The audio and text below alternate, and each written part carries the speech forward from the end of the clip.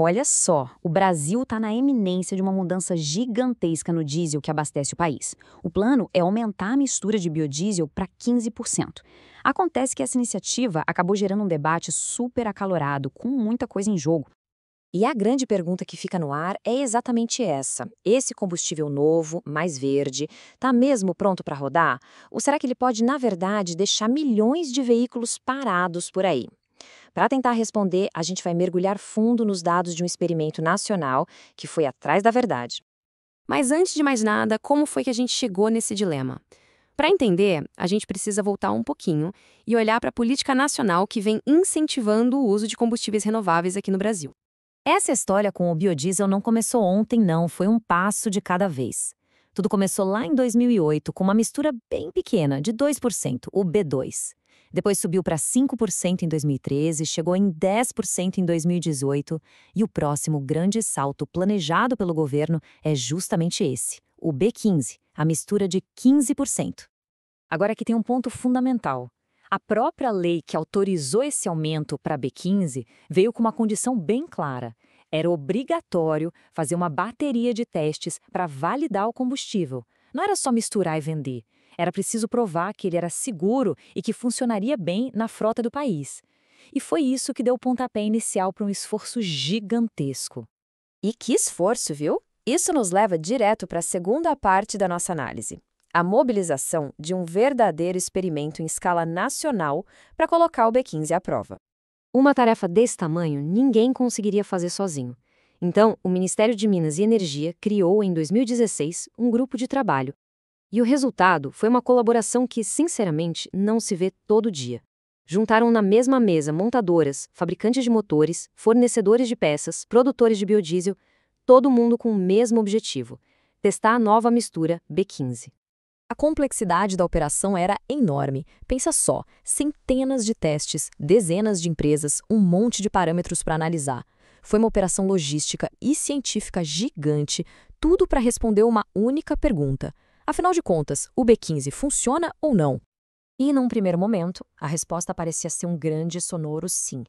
Vamos dar uma olhada agora nos resultados que construíram um argumento bem forte a favor da adoção do B15. Para começar, o Brasil não estaria reinventando a roda. Vários outros países já usam misturas de biodiesel iguais ou até maiores que o B15. Os Estados Unidos e a Indonésia, por exemplo, usam o B20. Na Europa, alguns motores já são aprovados para rodar até com B100, que é o biodiesel puro. Isso ajuda a colocar a proposta brasileira em um contexto global, né? E os resultados dos testes por aqui pareciam confirmar essa viabilidade. A Volkswagen, por exemplo, deu o selo de aprovação para o seu motor depois de um teste de 1.000 horas. A Nissan rodou 50 mil quilômetros sem nenhum problema. A FCA, da Fiat Chrysler, também não notou nada de estranho na dirigibilidade. E o mais interessante, talvez, foi o relato dos motoristas da Scania. Eles disseram que não perceberam absolutamente nenhuma diferença entre dirigir com o B15 e com o diesel comum. Com base nesses resultados positivos, as associações dos produtores de biodiesel foram categóricas. Para elas, os testes provavam a qualidade do combustível brasileiro e não havia motivo técnico para interromper o cronograma. O caso parecia encerrado, mas só parecia. Pois é, porque enquanto muitos testes davam sinal verde, outros começaram a acender uns sinais de alerta bem preocupantes na estrada. O primeiro grande susto veio da Mercedes-Benz. Uma das suas vans, Sprinter, que estava no teste de estrada, simplesmente parou de funcionar. O motor apagou do nada, depois de 23 mil quilômetros.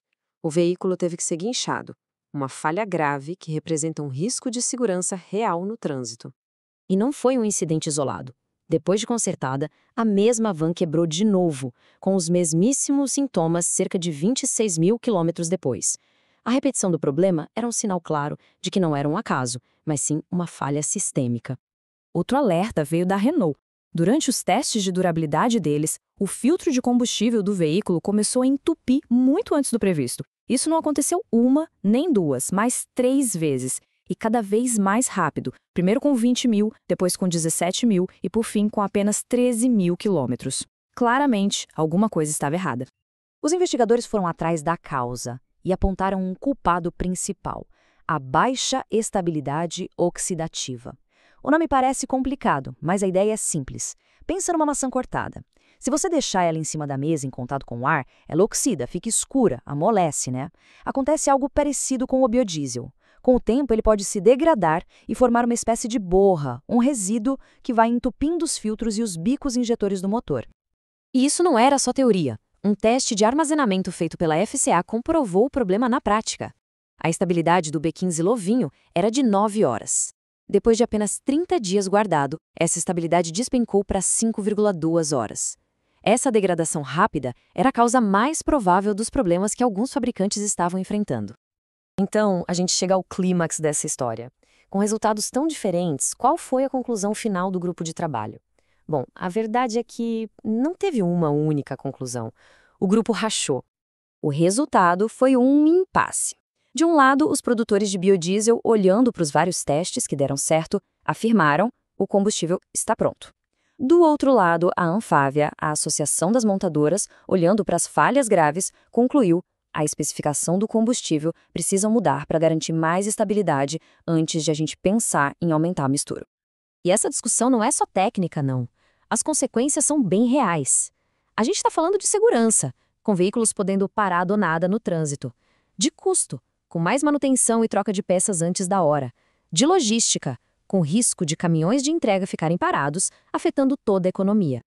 E é assim que o Brasil se encontra hoje, numa verdadeira encruzilhada. A questão final que fica é: o que fazer?